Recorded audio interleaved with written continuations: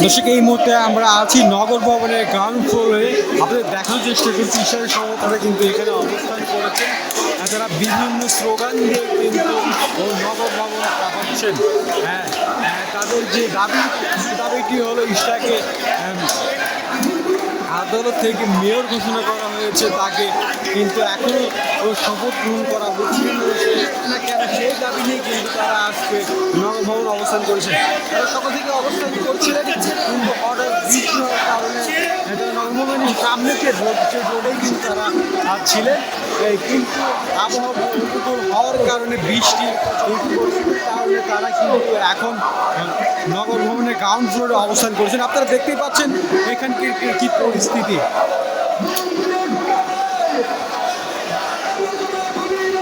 আরও জানিয়ে রাখি, তারা কিন্তু বিভিন্ন স্লোগানের মাধ্যমে দুই উপদেশের পদযোগের কথাও কিন্তু বলছেন, এবং তারা বলছেন এই মাত্র খবর এলো ইশরাক সাহেব মেয়র হলো। আপনাদের সাথেই থাকুন, আপনাদের পরবর্তী আপডেট জানানোর চেষ্টা করব।